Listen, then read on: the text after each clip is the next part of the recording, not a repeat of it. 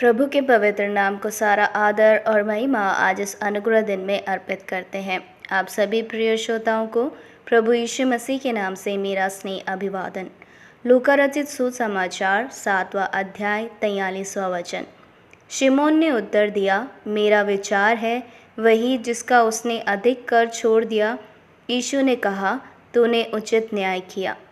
पढ़े गए अनुग्रहित वचन से उचित न्याय विषय लेते हुए आज के मनन के लिए प्रभु की शरण में आए।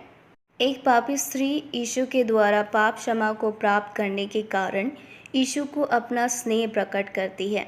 जब फरीसी के घर पर यीशु को भोजन के लिए बुलाया गया और उस बात को जानकर वो स्त्री बहुमूल्य इत्र लाकर उसके पाँव के पास बैठकर रोने लगी। उसने आंसुओं से उसके पैरों को भिगो दिया और अपने सर के बालों से उससे पोंछने लगी और पाँवों को बार बार चूमकर उन पर इत्र मला। यह देखकर फरीसी जिसने उसे बुलाया था अपने मन में सोचने लगा कि यदि यह भविष्यवक्ता होता तो जान जाता कि यह जो उसे छू रही है वह कौन है और कैसी स्त्री है, क्योंकि वह तो पापिनी है।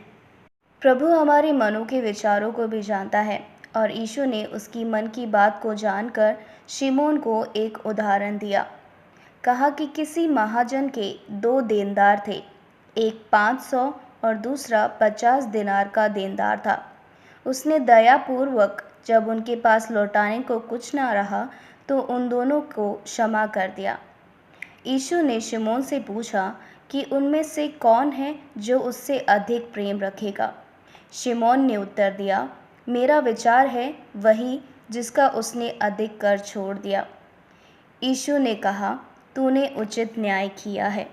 प्रियो, ध्यान दीजिएगा, शिमोन का उत्तर है जो आज हमने हमारे वचन में पढ़ा। शिमोन ने कहा, मेरा विचार यही है, परंतु यीशु ने उससे कहा कि तूने उचित न्याय किया है। प्रियो, हम किसी का न्याय नहीं कर सकते। जब हमसे कोई बात करने आता है तो हम उनकी बातों का अनुमान लगाकर उनका न्याय करने लग जाते हैं। कभी कभी हम अपने मन में गलत विचारों के द्वारा सामने वाले को गलत ठहरा देते हैं और उनका न्याय करते हैं। कभी कभी गलत बातों को भी सही ठहराकर उनको गलत साबित कर देते हैं।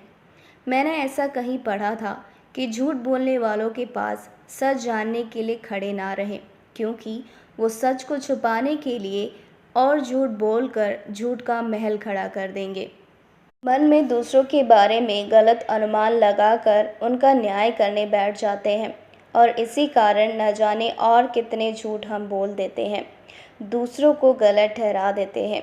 इसलिए हमारा अनुमान लगाना और न्याय करना प्रभु को सौंप दें और इस आदत को प्रभु को सौंपें कि हम अन्यायपूर्वक अनुमान लगाकर दूसरों के बारे में उन्हें गलत ना ठहराने पाएँ और ना ही झूठ को फैलाने पाए।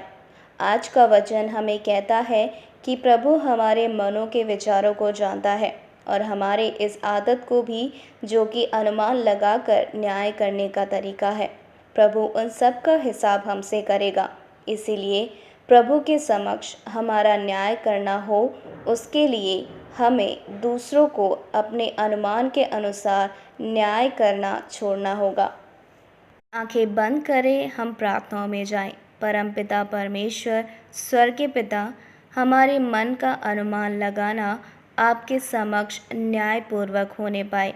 हमारे मन के विचार में भी हम किसी को अनुमान लगाकर दोषी ना ठहराएं और ना ही किसी का न्याय करने बैठें। और यदि अनुमान लगाते हैं तो हमारे विचार उचित हो और हम उचित न्याय करने पाएं। यीशु मसीह के नाम से इस प्रार्थना को मांगते हैं, आमीन। प्रभु आपका ये दिन अनुग्रहित करे।